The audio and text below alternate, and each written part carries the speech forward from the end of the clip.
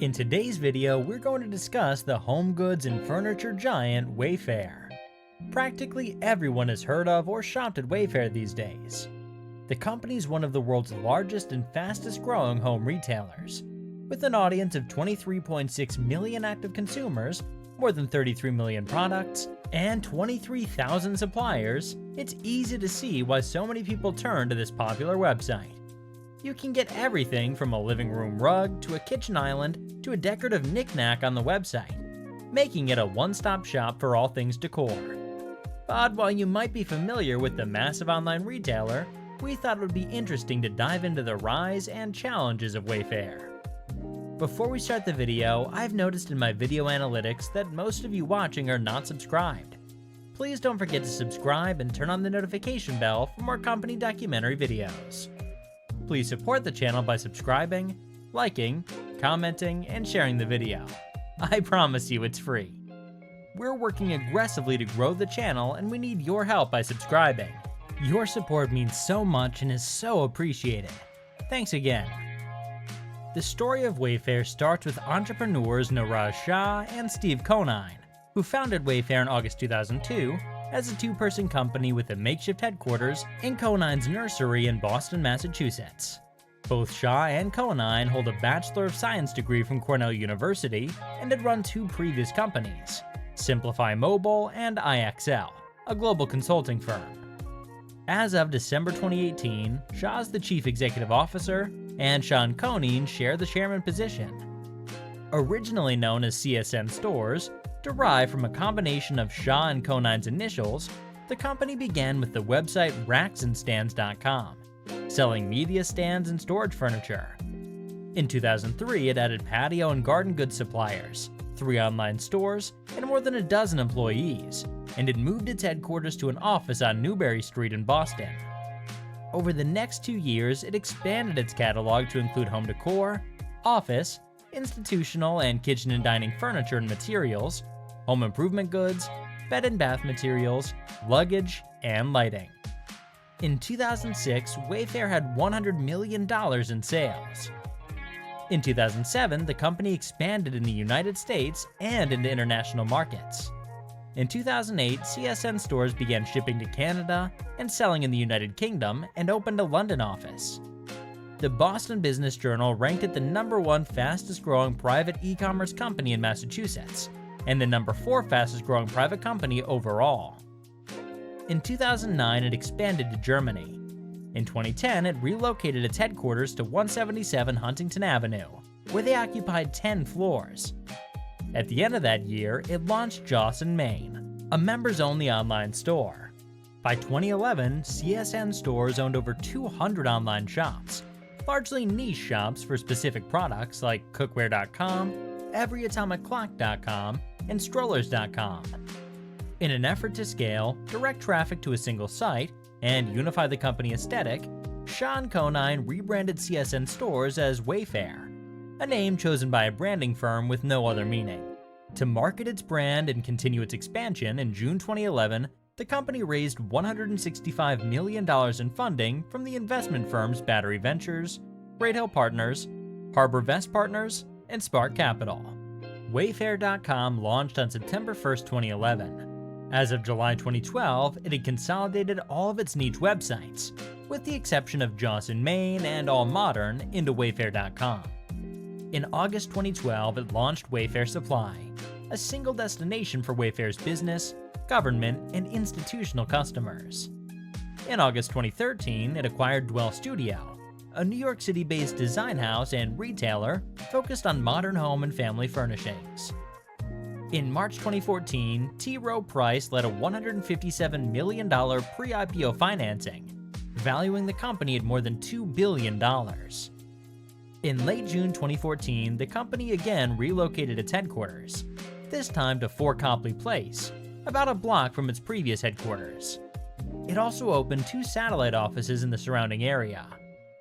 In October 2014, WayFair raised over $300 million through an IPO on the New York Stock Exchange under the ticker symbol W. In July 2015, it sold its Australian business to local online retailer Temple & Webster for an undisclosed amount. The brand was renamed Zizo and later absorbed into the Temple & Webster business. As of January 2014, WayFair was the largest online-only retailer for home furniture in the United States, and the 33rd largest online retailer in the United States. It generated $380 million in revenue in 2010, over $500 million in 2011, over $600 million in 2012, over $900 million in 2013, and over $1.3 billion in 2014. In 2015, its net revenue increased to $2.25 billion, to $3.4 billion in 2016, and $4.7 billion in 2017. On March 26, 2019, WayFair announced that its first permanent physical storefront would open in the Natick Mall in Natick, Massachusetts. The retailer had previously tested a few temporary pop-up storefronts during the 2018 holiday season and confirmed plans to open 4 additional pop-up storefronts in 2019. In May 2019, WayFair was added to the Fortune 500 list for the first time, coming in at number 446. On February 13, 2020, the company announced a layoff of 550 employees, or about 3% of their global workforce. The headquarters in Boston accounted for 350 of those employees let go. Chief Executive Shah notified employees in an email saying, "On reflection, this last period of investment went on too long, and we find ourselves at a place where we are, from an execution standpoint, investing in too many disparate areas, with an uneven quality and speed of execution." As of 2020, the company's yet to show a profitable quarter. On August 19, 2022, CEO Niraj Shah penned a letter to employees, notifying them that approximately 900 positions were to be laid off. Citing post-pandemic growth that has not materialized as we'd anticipated, Shah continues, "Our team is too large for the environment we are now in, and unfortunately, we need to adjust."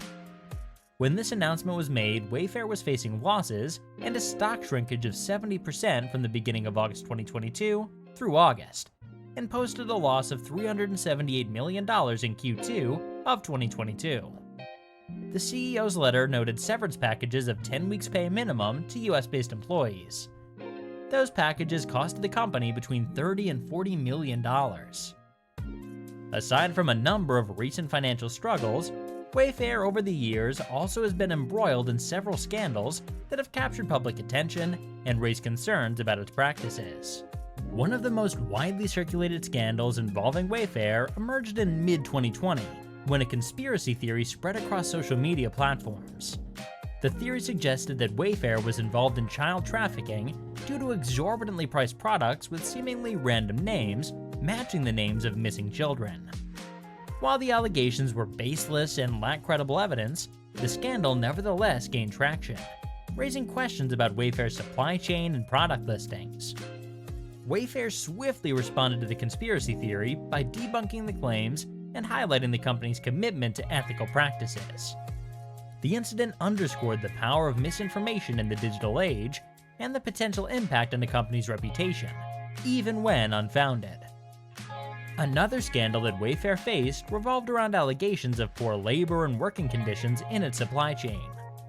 Reports emerged suggesting that some of Wayfair's suppliers were operating under exploitative conditions, including low wages and inadequate worker protections.